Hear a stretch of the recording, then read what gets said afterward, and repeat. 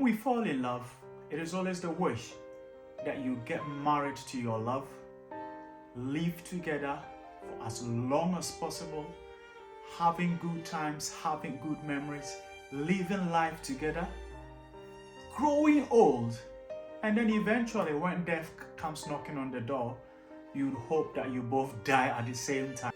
But what do you do when, with all these plans and with all these wishes you have in your head, somewhere along the line, your loved one passes on? Have you ever taken a moment to think about what your life will be like, God forbid, if your loved one passes on? Today I get to share this set with an amazing lady who's got a very chilling story of love, loss, and hope. My name is Joel Dania, and I welcome you back to this channel where we discuss all things love, marriage, and parenting. Stay tuned.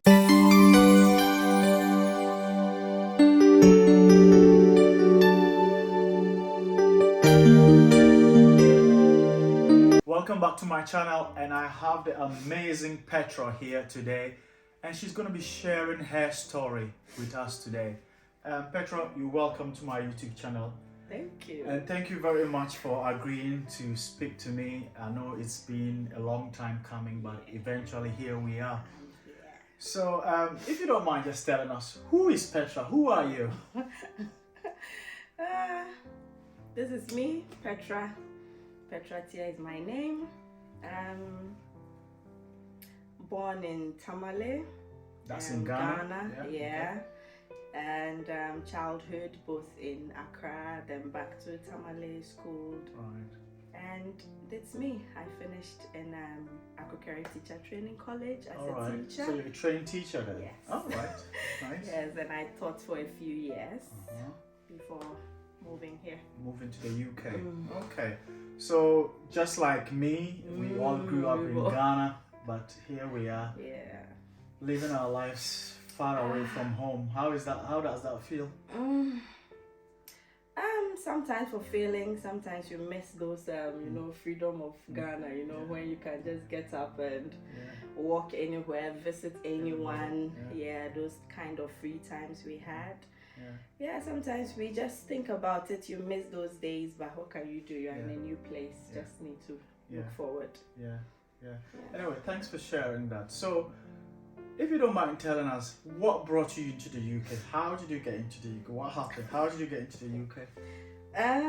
Originally never planned, never even thought I would be in the UK, but it's this marriage journey. So marriage journey. Yeah, Okay. being married and husband coming, and you can't live without. You have to follow that kind of thing. Yeah. So before we talk about marriage, let's talk specifically about what it was like for you as a single lady. So talk to us about what it was like before you got married. What was your life like? And talk to us about your love story. Not many love stories. Okay. Childhood, I grew up after my dad died. I was 7, so I went to Accra with my uncle and the wife, and that's where I lived for a while. Came back during secondary school. So I didn't really have that, you're living with like uncle, auntie, you don't have that kind of going out, chilling. No, it's all about school, then church. Grew up in ICGC, so it's more like Sunday school, covenant family meetings. So church girl in a way, yeah? Yes, I'm a church girl. Yeah, just pray, all those things. Have few friends you talk to, but growing up in the word and in prayer, so not so much of mingling and all. Then in Tamale I went to one of the junior high schools. That's where I met some of my squad, my friends, and gradually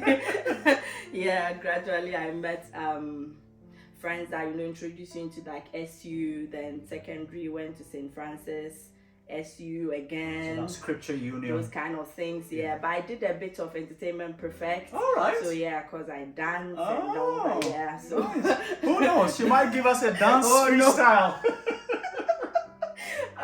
So those ones, and that's just a mixed bag. I grew up a Christian girl and all, but I wasn't so much of I don't do this, I don't live like this. No, I've mingled. I have just giving it all, not like tried worldly things, but just not being too much strict, not saying. So you've been a liberal. You've lived an easy life.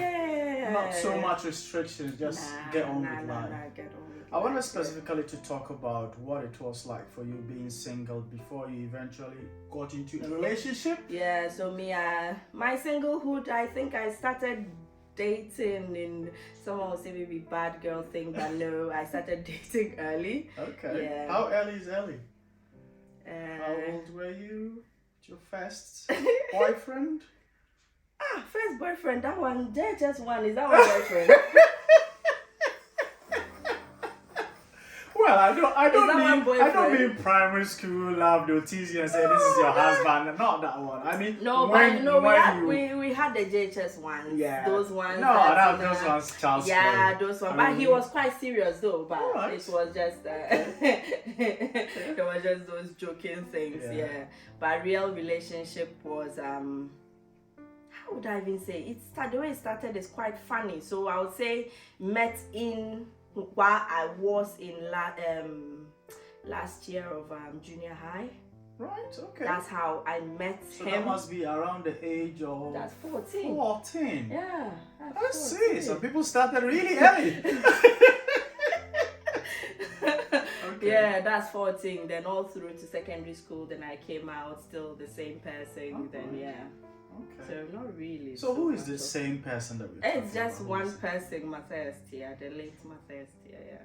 Okay. Just the one person. Right, okay. Well, thank you for sharing that so far, Petra. And I do know that even though we've started having this conversation on a happy note, I do know where this is going because I personally do know your story, which I would want our YouTube family to also get to understand what it was like.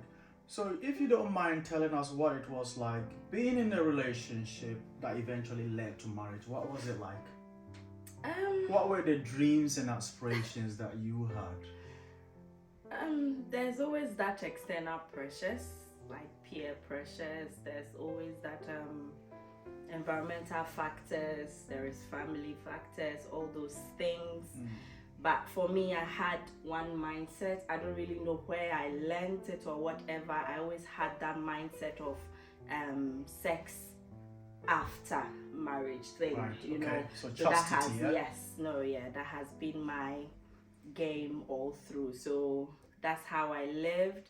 So yeah, in my relationship, it was more like going to church together, praying on parks together, going for rehearsal together, you know, those things you do. It's not boring. You didn't make it so boring.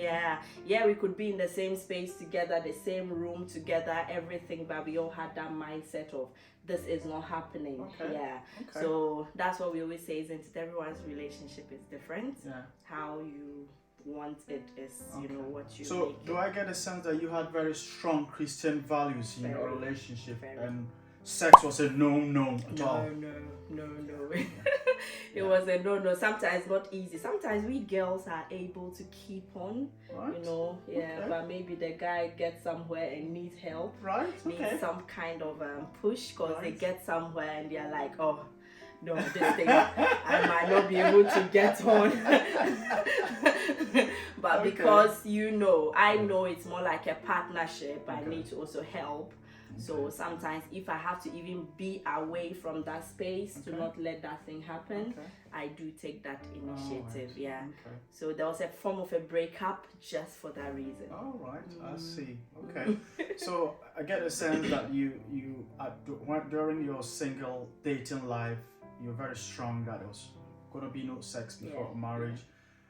And then you took practical steps to prevent that from happening. Yes. You can't just make up your mind and not take steps, isn't it? Because we were that kind of people where we end up being in the same room sometimes even sleep in the same environment because of circumstances. But you just have to also take that practical step, know what you're wearing, know what you're saying, know the movies you're watching, know all those things. So that was primarily your Christian values that led to that. You may be watching and perhaps you're not Christian and you wonder what we're talking about. It's upholding what we know to be sanctity and the sacredness of marriage, and that is being able to keep yourself away from sexual sin before you get married. So that's what Petra is talking about, and I for one also can relate to that as well. So if you don't mind telling us, how did you eventually get married? How did that relationship lead to marriage? So as I was saying, there was a bit of a breakup when he was coming to do the masters and Okay. or In and, the UK? Yes, He traveled, in okay. the Yeah. to do the masters. Then so there wasn't really like it wasn't a relationship, but you know when you know like you have a purpose with someone and inside you just know you just need to wait for this person, like let them just go and do what they have to do, their mistakes. And I don't know why I had that feeling, but I just felt I had a purpose with him actually. So I could wait. Okay. Yeah, I did try with someone, but it was more like a deep friendship, not so much of. So it was just like a year thing, but I had to break it off because I was kind of deceiving the person. I was deceiving the person, yeah. Okay, so you broke up, and then he went to the UK to study. Yeah. But you were still hoping he was going to come back? Yeah, that's the thing, isn't it? It's not funny, but anyway. I see. Yeah. Okay. Yeah. So I'm curious to know, how then did you get back together, and how did you get married? Yeah, so when he came back, then we were friends again, just same thing, always going to church and the same squad, you know, those Adam, Poyoyo, all of us. Right, so shout out to Adam and Poyoyo. Yeah, and one day, you know, like we get to that we are always together, that kind of thing. So, and they were all continually pushing him, like making him aware, you know, you've got this lady, she's been where, but I was just like, okay, if let's say he was dating someone in the UK, and it's like, okay, if that's the person, why not? It even got to a point I was even like an advocate for them, you know, when they fight, I'm in the middle, I'm the one. Like, it's funny. You are interested, and you were in there stories still. I'm telling you, yeah. Okay. And sometimes the way he would talk to her, I'll just go to him and say, no, you don't talk to a lady like that, you know, that kind of, I try to. So it means you were still friends then? Yeah, very, yeah. Even though you were not seeing each other, you were seeing someone else? Yes, and there was, it was just friendship. How possible is that? Yeah, that's it. When I tell this story, it's like, how possible, yes. We were friends deeply, and gradually it began to redevelop on his side. He could now see things in because I gave him that time for him to work on it on his own. I didn't push, I didn't do like you know, play my game to get him back. No, just so you were just a friend who was there, always there. I was always there. That's interesting. So what's your idea of friendship leading to marriage then? Because some people who are very strong, and I am a strong advocate for that friendship is very integral to a marriage. What do you have to say about that? I believe in it 100%, because a friend is someone you can cry with, friend is someone you can laugh with, a friend is someone you can tell kind of your deep secrets, and that's what we shared. How did you get married? What happened? Yeah, I'm curious to know, how did the marriage happen? It's like magic. Because we were fortunate to be in that marriage ceremony. Yeah. Angela and I, and we were also dating by then. So, So how did the marriage happen? As you know, it's just after the accident. Yeah. So I was. So he had an accident. Matthias had an accident. That's your would-be husband. Yes. So I was there. Actually, even on the day of the accident, I was even the one. I think it was my phone that was called to come. So I went there with that and everything. So during that time, that space, I am there. You know, Ma was in the UK already doing her PhD or so she couldn't come in immediately, so I was the kind of the female figure there with the aunties and everything. You cared for him like a carer when he was in hospital. I became like a main carer. Because he was your carer. friend. He was a friend. And I think my love was more like that godly agape love. Like, it doesn't matter what you're giving me, I'm just doing this for you. Right. Because actually I'm the one you are relying on. Okay. So I think That's that's interesting. how it went on, and maybe gradually he just saw that she's there through it all. And then Yeah. he proposed, and then Yeah, just even got in the married. hospital, can you imagine? And I behaved like I didn't even hear it because Ma Agi was there. What did he say? Do I even remember?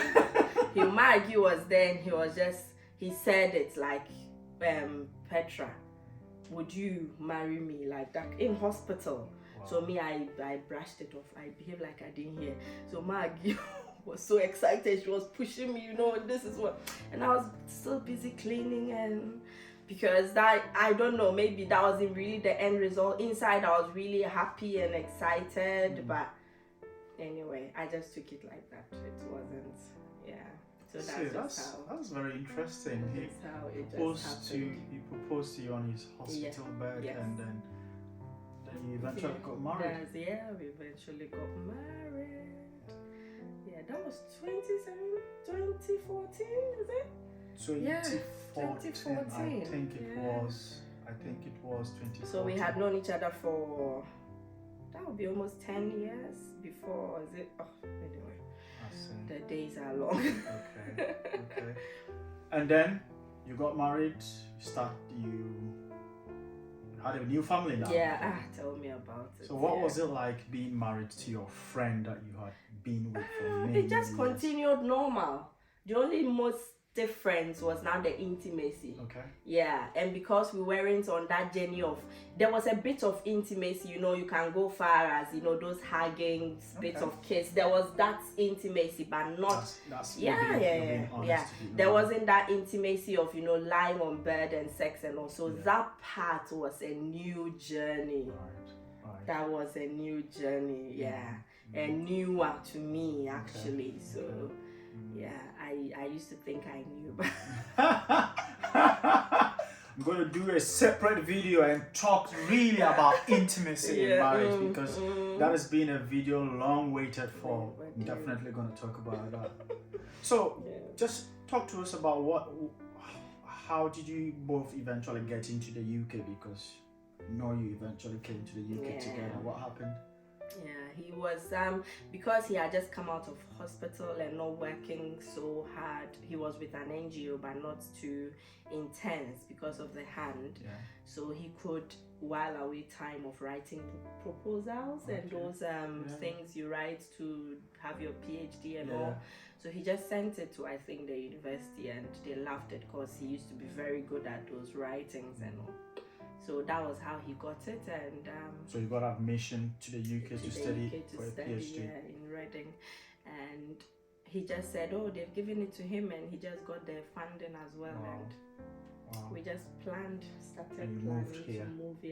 Okay. Yeah. So that's when you moved to the UK that you had a new life altogether. A whole new thing altogether. Yeah. So Petra, and I know you wouldn't mind me asking specifically about what happened afterwards, and if you don't mind telling us, what was it that happened that changed your life altogether in your marriage? What we never planned and dream of, isn't it? Yeah, you always feel, I'll be married to my best friend, and life will go on. You'll be thinking about the good things and good stuff. But it wasn't really an easy journey with the injury, still going to hospitals, still being that carer and all.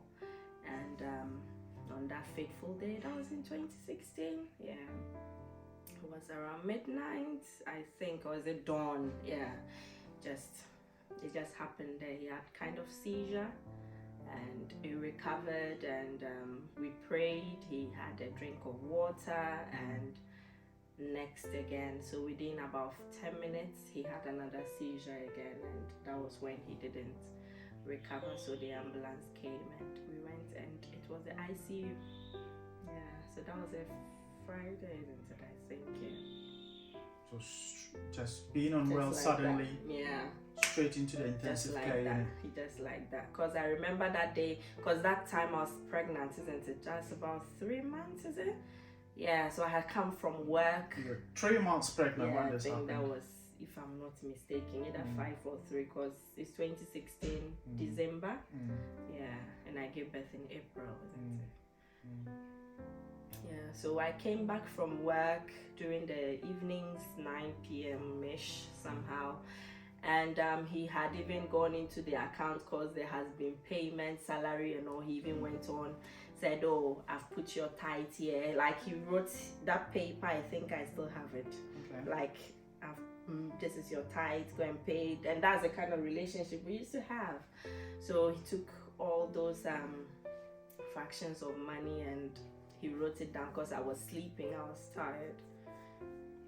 And it happened in the dawn. And Dad had also gone for a night shift, so it was just me and him at home when it happened. Yeah, so that's just, so I would just say the only conversation we had would be the only time I just came during that evening, and that was it. Yeah, it just happened like so fast, isn't it? Unplanned and all. Anyway, it's never planned. Yeah.